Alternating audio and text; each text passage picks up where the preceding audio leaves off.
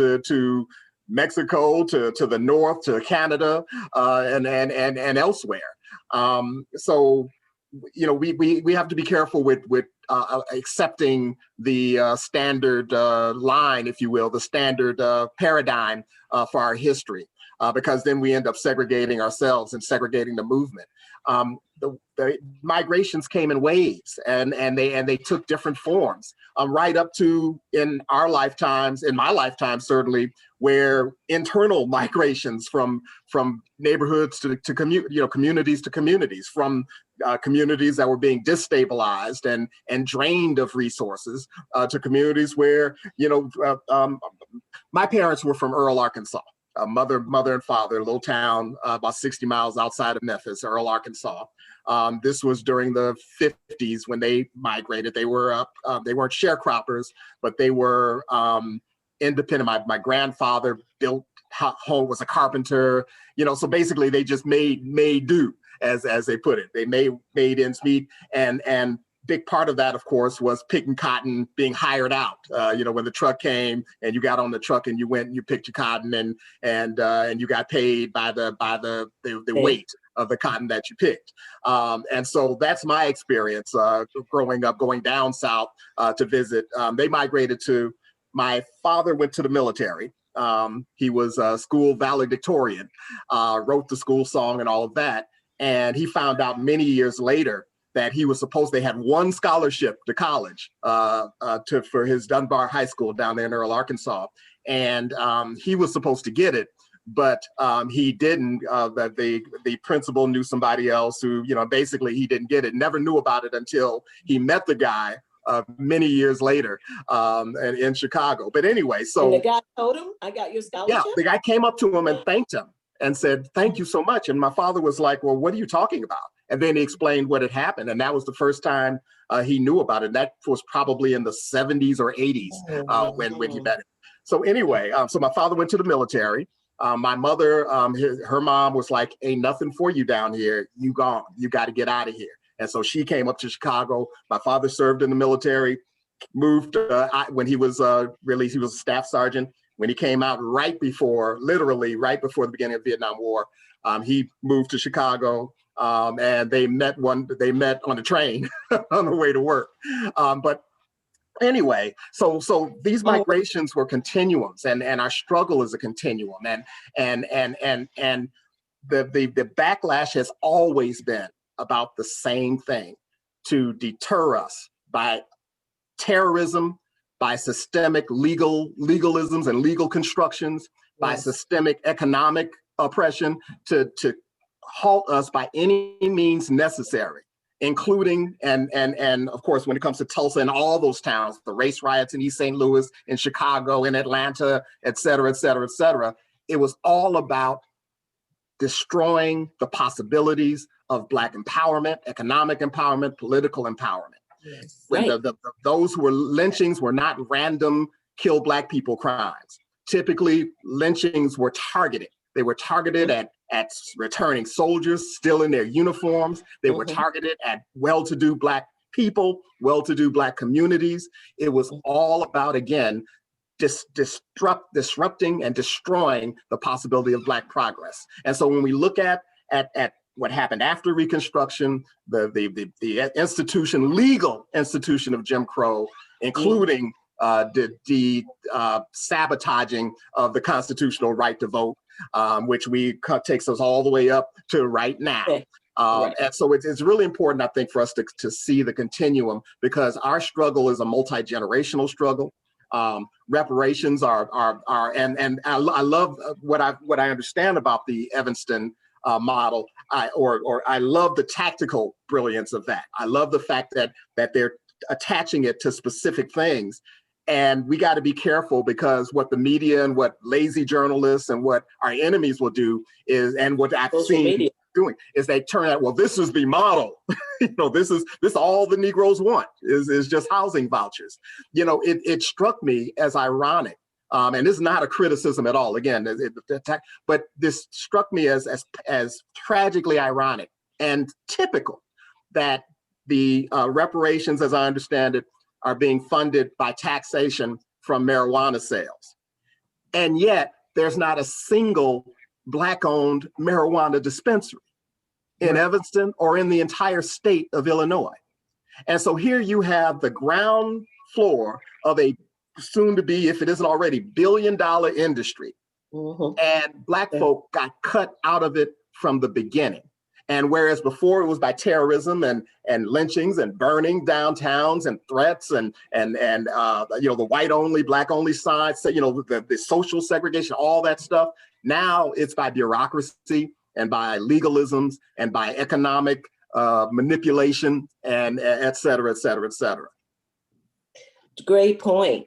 And again, it's the politics of it all. So it always struck me as interesting, with all the struggle that we had for the right to vote, why is it so many of us don't take advantage of what isn't voter suppression in many cases, but school board elections, sheriffs, local, state, because you see how the states are the ones that are putting in all these voter suppression laws, right? But we'll vote every 4 years for president if, Barack Obama is on the ballot, right? So, And so Cher, that's can I part just of say the something? issue. Can I just say something about that? I think, and I didn't tell you, but I've actually run for office twice in Evanston. And what I learned is that our people just don't know. I mean, when I ran for city council back in 1997, I ran for alderman of the 5th Ward. So many people came up to me and said they didn't even know we had a city council. And so we suffer for lack of knowledge. And I think that the best thing Trump did for us is woke us up and made us forced to pay attention to what was happening to us. And now that knowledge of we better vote him out is what got me to the polls. So I definitely hear what you're saying about why we don't vote, but I think, we have one class in junior year of high school about the Constitution. I mean, civics is not something that is taught. And if you don't learn it at home, where do you learn it? The importance. I mean, I told my kids from the time they were 10, promise me when you get 18, you're going to vote. Just promise me. It was just something that I just brainwashed into their heads. You must do it. You must do it. And so it comes from lack of knowledge, I think. But again, that's improving.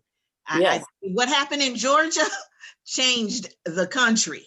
And so getting 2 aldermen, 2 Democratic senators, it changed the country. And so you see what happens when we put ourselves together and when we vote, our power is enormous. And I think that's where the fear is of white Americans. They see that we do tend to support each other and support similar causes. And so we are a threat. We are a threat to them. Well, Sharon, I'd just like to add one thing before we get ready to close, because we only have about 9 minutes. And you've talked about some very powerful things. But one thing that I did not hear throughout all of it is, where's the church? What does the church do in all of this? So we can't just talk about what's wrong, because when you look at Reconstruction, when you look at migration, the church had a very important role in terms of where we were then and where we are today. Mostly all the initial people who were in legislation came out of the church. And so what are we doing as a church? As everybody introduced themselves, you talked about how long you've been with your churches, many, many years. So how do we as church make sure that our people have the knowledge, are informed? When you look at Stacey Abrams and what she's done around voting, she worked through the churches to get that word out. And so we as a church have a lot to do with how we move forward. And we talk about reparations and Black Wall Street. I think Reverend Powell said it best when he talked about the fact that they've done everything they can in terms of economic injustice. And so they're not going to give us justice. We have to fight for justice. And we can come together as the church and be the voice for our people and educating them, regardless of whether or not it's in political stance or whatever. I'm an elected official. And I lost my first election, but that did not deter me. And in fact, I was at a political event this morning before I came home to even set this up, to make sure that I can engage with the people that can have a voice in changing where we are today. And so unless we are engaging politically and moving things forward through our churches and educating people, we'll have the same discussion next year in terms of what happened instead of what happened in the past, instead of what we're doing in the present. So it should all be about how we can move things forward. And if we look at reparations and looking at our economy and what we've lost in terms of economic injustice, it can only be resolved with money being invested in our communities via reparations or some other form of economics being put in our communities, because we have lost too much. And so if you give me a job today, if you do something different today, that's something that's going to impact future generations. But if you want to change things today, people have to invest money today in our communities, and regardless of whether or not it's our education, our health system, our political system, our economic system, for us to really start moving forward as a group of African Americans. They stole a lot from us. What are we doing to get it back? And so I put all that out there, and we get 6 minutes. And so I guess it's time for people to go around with a 1 minute closing statement. But we really have to look to the church to get more involved. Yeah, I agree with you there. The churches do have to do their part, just like they did their part back in the 60s and in slavery. It was the church where we got the messages out, and we have to keep doing that. But also internally inside the church, we have to start teaching the children and the congregation that do not know the basis of economics, that do not know, how to start a business. We have to get our economic power back. We are not a threat until we take our economic power back. That's when we become the threat. When we become self-sufficient, that's when we become the threat. So we have to start creating more businesses, not just being a hairdresser or something like that. We have to be manufacturers. We have to, do things. We have to own more land. We have to think outside the box.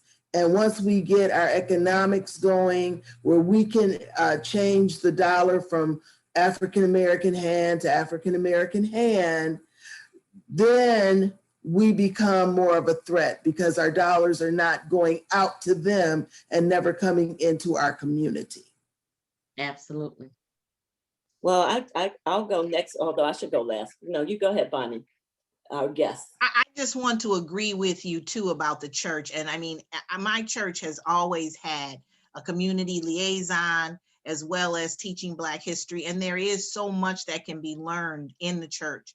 But what you all are doing today, I just want to applaud you, because having this series Injustice is something that the church can do and get people to watch it.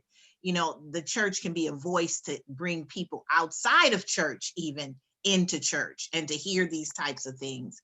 And, but as a people, we have to work together. And I think that is our biggest challenge going forward. And that's what being in the communities which were segregated helped us on. We had each other. And if we can just go back to that and let our dollars, yes, the economics are important, but spend our dollars with each other. That's instead of running away and spending them with all the other communities. And so economically, we have to do better. And but we need education. Education is really important. And I just thank you all for having me today. Oh, it's a pleasure. Reverend Powell? This is a real honor, first of all. Before Dexter, I think it's Dexter Avenue Baptist Church with Martin Luther King and those other church leaders began and initiated the Montgomery bus boycott. Abyssinia Baptist Church, Reverend Adam Clayton Powell Jr. Did bus boycotts and economic boycotts in Harlem in the 40s. I remember that. No people on the face of this earth have fought harder and longer with more perseverance, with more resilience, with more honor, with more strength and power against greater odds for freedom, for love, for humanity than African-American folk, Black folk right here in the crucible of America. And we should be proud of that. And that has to be our motivation to continue this fight forward. We are not just fighting for ourselves, we're fighting for a nation. This country systemically at its root is toxic. It cannot stand. And it's going to take the love and compassion and justice of and witness of Black folk. And the Black church at the very beginning has been at the center of that, the nourisher of that, the sustainer of that, the nurturer of that, a place where we could come and heal our wounds, a place where we could come and restore our humanity, and a place where we could come and with a vision to go forward. And go forward we must, and go forward we shall. For sure, because we are very resilient people, as you said so eloquently, Reverend Powell. And I think, you know, I'd like to pick up on what Reverend Robbie said as well, that a lot of our politicians have been born in the Black church. And I think that, to me, is the ideal politician, because it takes compassion. It takes being in a relationship with Jesus Christ to be able to, first of all, successfully run a campaign these days and to win, and to be accountable to the people that you are supposed to serve as a politician. So I think that's extremely important. And I also just want to say, I think you're right. There's a lot we can do as a church to educate people, to motivate them, and to just keep moving forward, because it's not going to happen by, you know, just historically, you know, like Martin Luther King says, the arc of justice, you know, the arc bend towards justice. But we have to stay diligent in our approach to making things happen. And Black people, African Americans in particular, are the most patriotic people in this country. We believe in the promise of the country. And that is what has sustained us over all these years. And we have to fight. I think our children seeing Barack Obama as president don't really understand some of what it took to get to where we are today. But if you open your eyes and you look at the disparities, you know we still have a long way to go. And let's not forget that he sat up under the teaching of Jeremiah Wright too. Yeah. Dr. Jeremiah Wright. Yes. Exactly. Sorry, I just wanted to check that. That's right.